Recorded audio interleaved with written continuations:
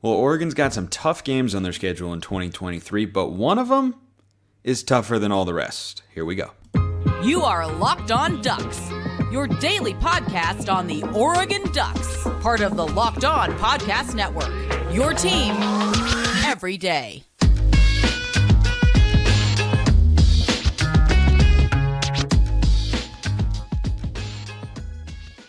Yes, it is that time once again for Locked On Ducks. I'm your host, Spencer McLaughlin. Thank you so much for making this your first listen or your first view of the day. Part of the Locked On Podcast Network, your team every day, and your number one source to stay up to date with the Ducks. If you have not already, like the video, comment, subscribe, rate, review wherever you listen to or watch this show, which today is brought to you by FanDuel. Make every moment more. Right now, when you bet on a Super Bowl winner, you can get bonus bets every time they win in the regular season. Visit FanDuel.com/lockedon today to get started and get things going. And one game that you can bet, among many that currently have a line for the Ducks this season, is our Week 9 matchup with those pesky little Utes of Utah. Now, this is Oregon's hardest game in 2023.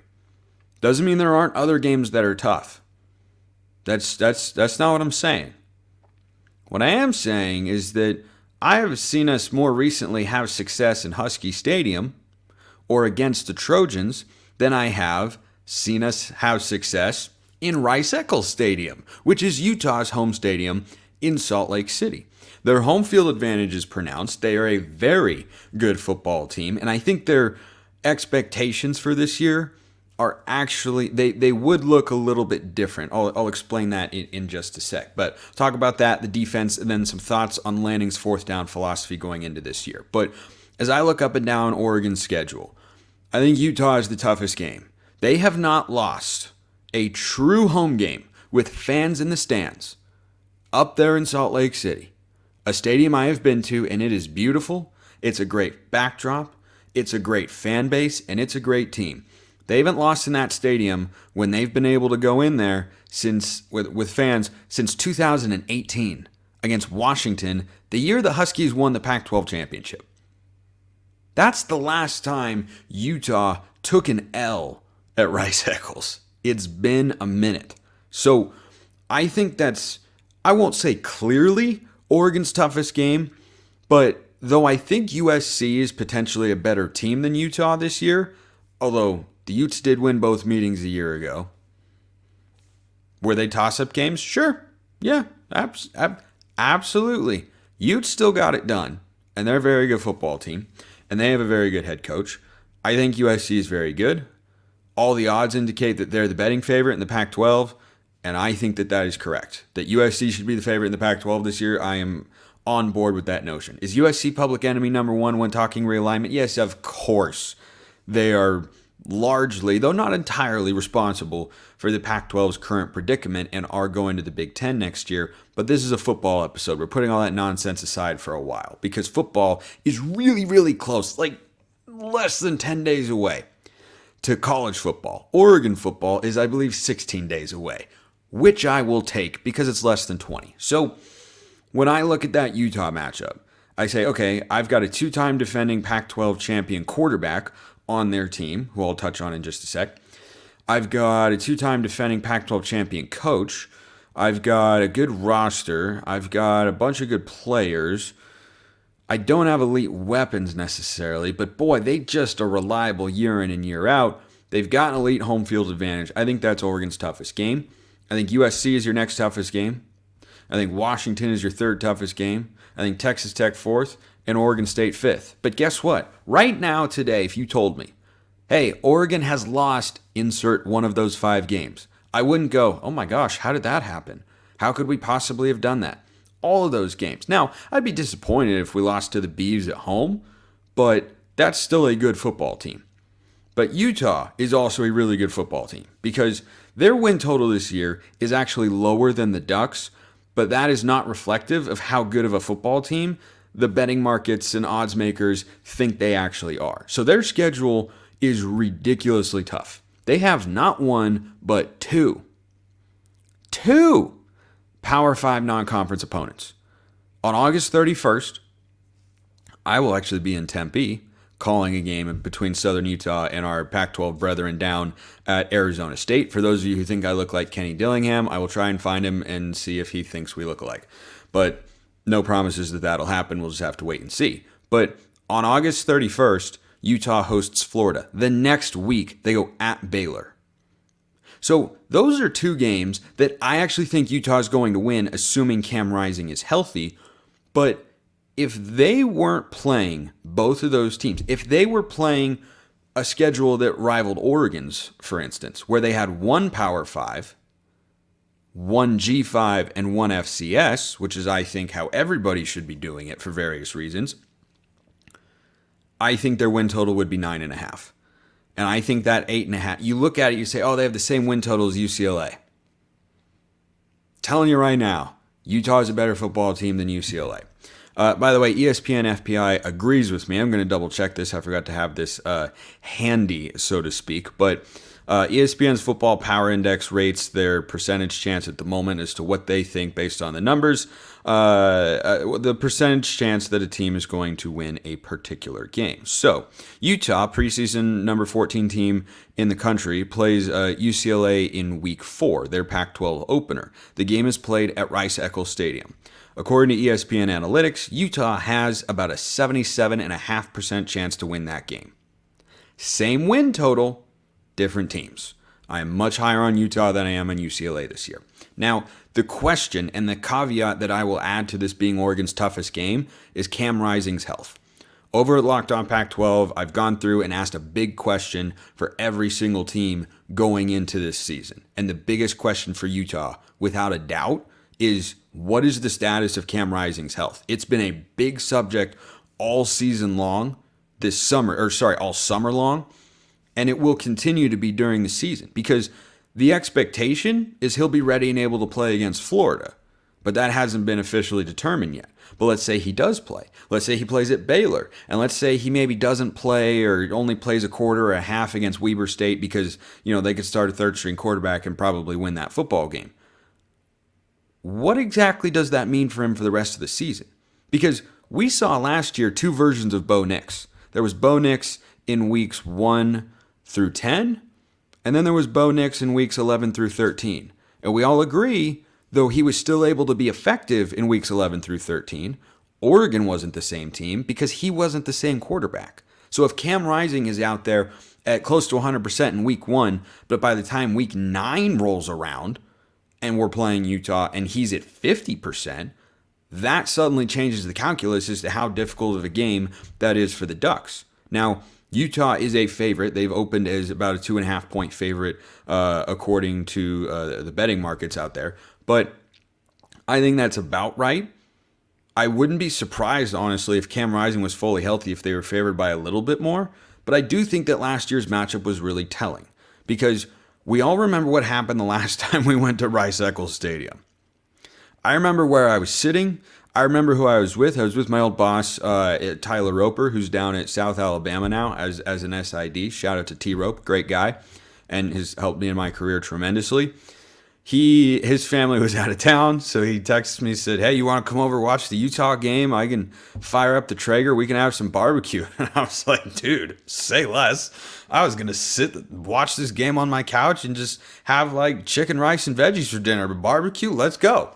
So I'm over there ready to watch the game thinking this is going to be tough. And then I watched the game and I was like, this is terrible. This feels bad. Something is wrong. It was not good.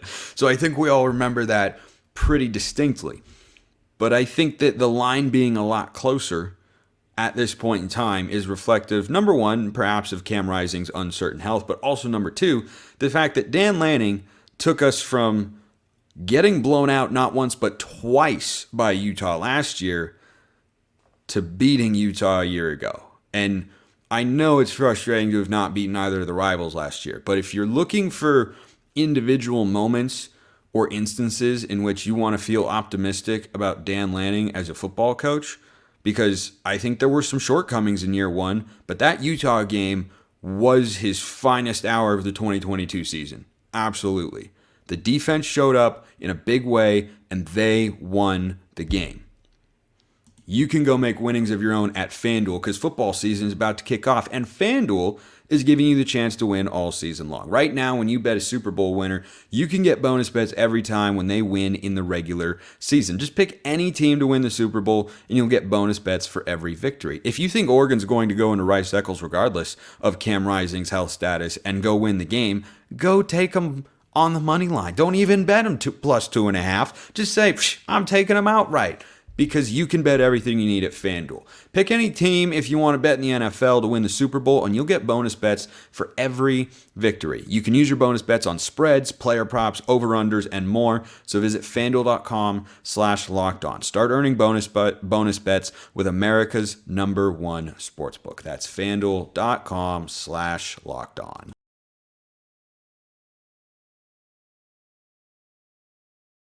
Boy, sometimes that second segment sip just hits sharp and crisp. You want to talk about sharp and crisp? My brother and I did a little cooking in the kitchen. He's up to visit me for the week, and we're playing golf and pickleball and whatnot. But we're also cooking up a storm in the kitchen. And we made one of our favorite things from our childhood, which was a recipe my mom found long ago. Chipotle chicken tacos with an avocado cucumber relish. You want to talk about fresh and crisp? You get a nice, perfectly ripe English cucumber, and you work it into that relish. Bro, I'm telling you, that is a crispy freshness. It is like drinking the ocean, but without the salt water. That's as fresh as it gets. All right, enough with foods for now. So that's what I feel about Utah. I think that's the toughest game on the schedule, pending Cam Rising's health. But that will be, again, another opportunity for Dan Lanning to show his coaching chops, because at that point in time, Utah's win streak will probably still be alive at Rice-Eccles. And if he goes in there and ends that would be quite the feather in Coach Lanning's cap. So let's move on to some mailbag questions, because that's my favorite part of the show, truly. YouTube comments or on Twitter at Smalls_55 or at Locked On Ducks. DMs and mentions wide open. This from Andrew. Another mailbag question. For the Ducks to become Coach Lanning's vision of Georgia West, a team built in the trenches and on defense that can control ball control you to death, what position is the most vital to hit home runs at? When I think of Georgia, I think of a D-line that is so dominating that the corners and linebackers never had to cover for long, masking any potential deficiencies. If Oregon could get another KT, Armstead, Buckner type to wreck O-lines, I feel like that's the #1 priority. Andrew, my man, we could not be in more lockstep agreement here. And another high-profile defensive line pursuit of the Ducks has decided to play his college football elsewhere. #1 overall defensive lineman, depending on which service you look at, Williams Nwaneri, out of the state of Missouri, is going to Missouri. Good for Eli Drinkowitz and the Tigers, I guess. I don't know what sort of career he will have over there. This may very well turn into a Jordan Birch situation one day. I'd keep your eye on him. Oregon wanted him. They were after him. They were in the mix. Not the top team necessarily, but there's a relationship and a connection there. So, hey, it's the portal world. You never know. It's why you don't burn bridges. But I could not agree with you more about the defensive line. If you're going to build Georgia West, which is probably what Lanning is seeking out, right? He's recruited a bunch of defensive linemen. He's brought in quality offensive coordinators to this point. They have an explosive offense, but you know he wants to build up the defensive side of the ball and build that into a truly elite unit. He's not the defensive play caller, just like Kirby Smart was at Georgia. Recruits at a high level, places a priority on it. Everything that he's doing, just as you said, is towards getting Oregon to be Georgia West by the time they make it to the Big Ten. And I don't think his vision or philosophy changes with that conference move in mind. Because if you do it correctly, it can work in any conference. If you recruit at a top 10 level for several years and you have got your schematics down, you have the right OC, and you got pieces in place, that travels anywhere. Defense travels anywhere and everywhere, any condition. Offense, you got to be versatile. Because if you go up and play a snow game like the Apple Cup in 2018, it was Washington against Washington State. If the Cougs had won, they were in the Pac-12 championship game, they were going to have a chance to make the college football playoff. Guess what? They lost to Washington. You know why? Because the Cougs were in air raid, and it was snowing, and Washington had Myles Gaskin. End of story. Washington could move the ball. Cougs struggled because they couldn't run the football. Defense, on the other hand, travels everywhere you go, no matter the conditions, no matter the weather. So I'm with you on the defensive line. And I don't think Oregon going forward knows exactly what they have on the defensive front. I think they'll have an idea by the time spring football rolls around, because most of these freshman defensive line in the 2023 class are going to redshirt this year. That would be my guess, because I just don't see how they play in more than 4 games, which is a rare, incredibly rare, just so I'm making myself clear, good rule from the NCAA in which you can play in up to 4 games and not burn a red shirt. So Oregon could be going into next year with quite a few former 4-star defensive linemen who have a year in a weight room and in practices and maybe a few game reps here and there under their belt and are all redshirt freshmen. I'm talking Terrence Green, Ashton Porter, Amari Washington. Just go down the list. Now, I think Mateo is a guy that's going to burn his red shirt this year. I feel pretty confident in saying that. But all the other guys, there's just a lot of depth and experience in front of them. Now, Jordan Birch has got 2 years of eligibility, but Popo Amovai is done after this year. Dorless is done after this year. Casey Rogers is done after this year. Mace Funa is done after this year. Look at a guy like Tatum Tuioti or Blake Purchase could play a Mace Funa kind of strong side backer, edge player kind of role. A lot of opportunities in 2024. And I think that the vision Dan Lanning wants to bring to Oregon defensively is going to start up front, and it should need to start up front. Because your pass rushers do help your corners and safeties, because then they don't have to cover as long. And if you can, and arguably more important than that, the only way to get into a quarterback's head is with pressure. You know, a pick or two, the turnovers are going to come and go. They're not going to be super consistent, reliable. You know what can be reliable? Pressure. If that quarterback is speeding up his internal clock, if he's taking the snap and thinking, I have to make a read or someone is going to be in my face, then you have won as a defense. And Lanning knows that. That's what he had at Georgia, and that's what he wants up here. It's why you saw 10 defensive linemen in the 2023 class. It's why they're going after guys like Williams Nwaneri, like Aiden Breland. They were after David Stone. They were after Elijah Rushing. Like, go down the list. They're going after these guys as 5 stars more than any other position along the defensive line. It's by design. Lanning knows exactly what he wants. And yeah, he wants a combination of speed and power at the linebacker position. That's why he brought in a Justin Jacobs. That's why he recruited Dylan Williams and Kamar Mathuti. Those are the sorts of guys that he has to continue to get, and it's going to be a build, right? It's not going to happen in 1 year, but with the portal, you can certainly do it a lot faster. So I expect Oregon's defense this year to be better than last year. They were, I think, 74th in the country as a number in either points per game or yards per game allowed. They were pretty similar in those stats, whatever it was not good.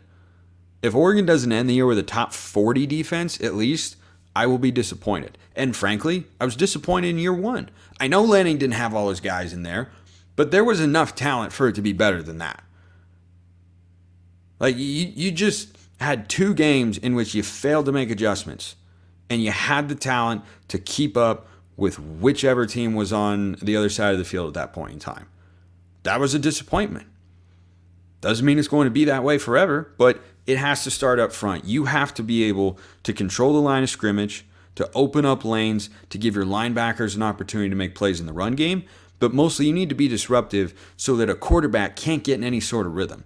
Like, it's a passing world of football, right? So you have to be able to get him speeding up his internal clock, get him off his spots, make him move around, make him uncomfortable, and don't let him just sit back there like Michael Penix did at Autzen last year.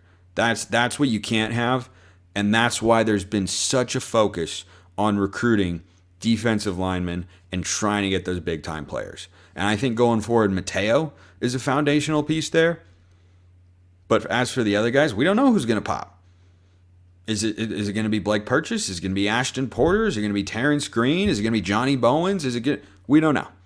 We really, really don't know, and we don't know what's going to happen in the transfer portal either. But will be really interesting to see what happens with Oregon's defense going forward. If you saw me flinch, it's because there was a mosquito or a gnat on my hand. But anyway, that's where Oregon's defense is at. Like, I expect them to be good this year. I expect them to be better than last year. But 2023, if they can get the DBs right, you're going to have a lot of talented defensive linemen in there. And all the reports from practice and all the weights came out, there's some big dudes. There's some really big dudes and some really promising players. I think Mateo's your foundational Kayvon Thibodeau type player, maybe not at Thibodeau's level because that's a high standard. Excuse me, goodness gracious, hiccup came out of nowhere. Just straight out of left field, out of the blue, just never saw it coming. I think Mateo's a foundational piece on the D-line. We'll see what Jordan Burch does if he goes to the NFL after this season, but he has another year of eligibility if he wants it. And everybody else, it's going to be a mad scrum for playing time, and I am here for it. I need a third segment sip.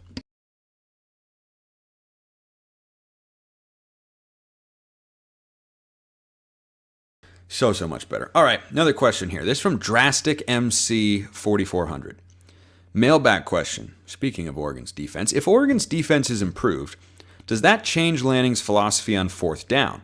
Feel like if you can lean on your defense, you punt more often. Agree on that front.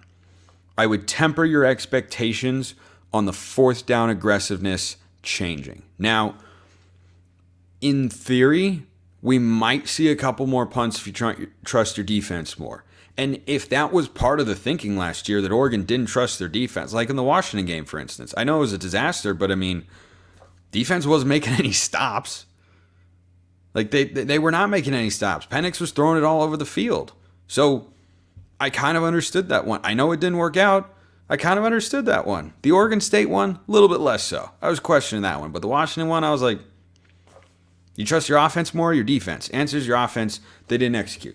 But I think that you could see it a couple times. But overall, Dan Lanning is a young coach. And the analytical movement amongst the younger minds in college football, they go for it a lot. And we as Oregon fans should be pretty used to that. Because Chip Kelly did it a lot back in the day. And look, once we're on the opponent's side of the 50, if it's 4th and 3 or less, I'm good with going for it.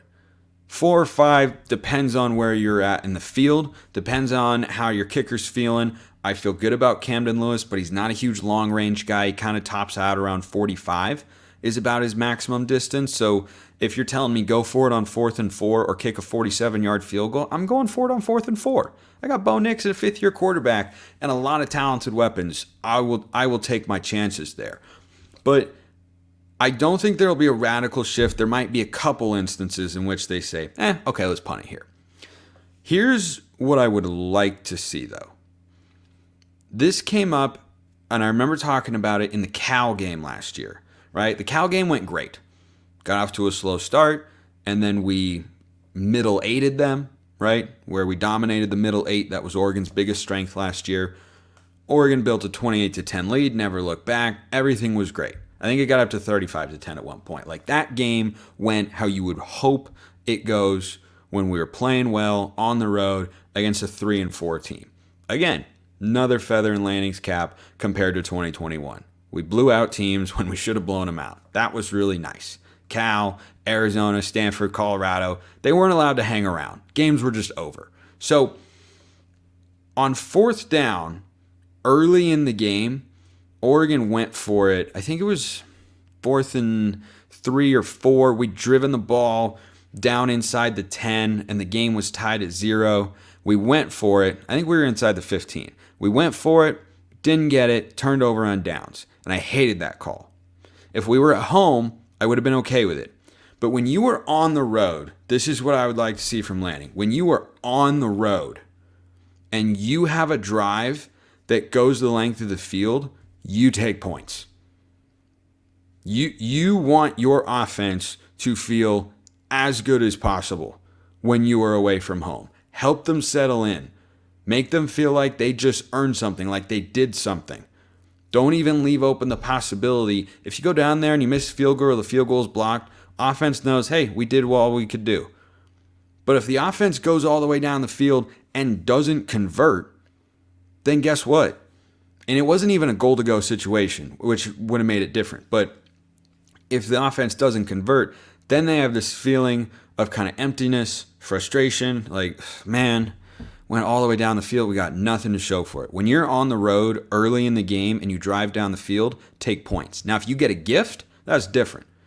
If you pick somebody off and you run it down to the 7-yard line and then you have 4th and goal at the 2, yeah, I'm good with you going for it. I actually want you to go for it there, even if it's early in the game.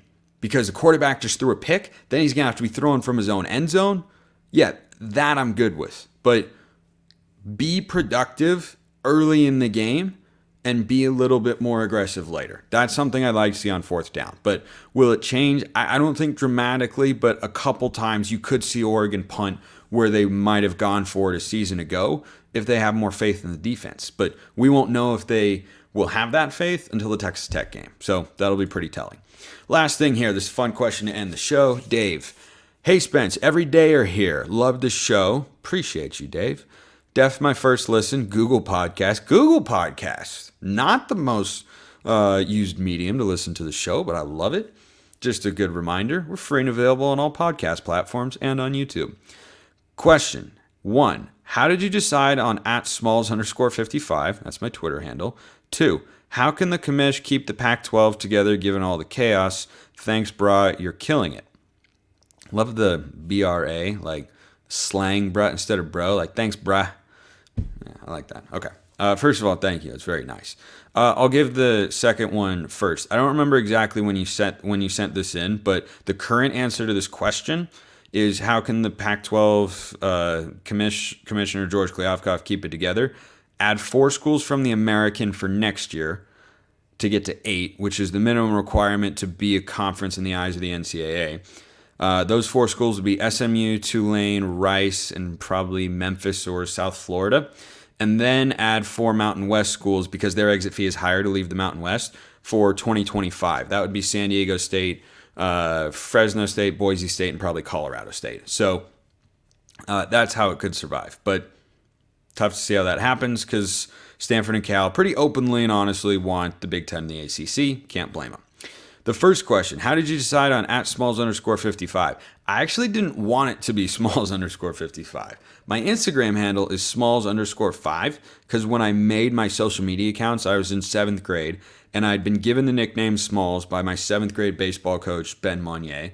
I was shagging ball, or I was just standing next to him while he was hitting fly balls to the outfield like we were rotating around, and I was just standing there. And so I'd catch the ball, toss it to him, and I kept giving him bad tosses. So I gave him a bad toss, and I was like, oh, sorry. And then I caught a ball, tossed it to him, and it's fine. And then I caught it, tossed it to him, and then he couldn't catch it again. And he just kind of put the bat on the ground like it was on his shoulder, and he just dropped it to the ground. He just goes, you're killing me, Smalls. Yeah, I'm going to call you Smalls. And I was like, okay. So then that nickname stuck like glue and has ever since, and a lot of my friends still call me that. And it's just kind of like who I am. Like I am, look at me, I am Smalls. I'm only 5'8.5". I'm not very big. That's been my identity for most of my life at this point. So that's how the Smalls came about. But then my number on that baseball team was 5. And so that's my Instagram handle, but it was taken for Twitter. So I wanted to be Smalls_5 because that was my number in baseball, but then Smalls_5 was taken, not on Instagram, obviously, because that's what my handle is over there, but it was taken on Twitter. So I was like, well, I'll just put another 5 in there. So I'm Smalls_55. That is the story. Great question. Keep them coming. Appreciate everyone listening. I'll see you next time. Have a wonderful rest of your day, and as always, go Ducks.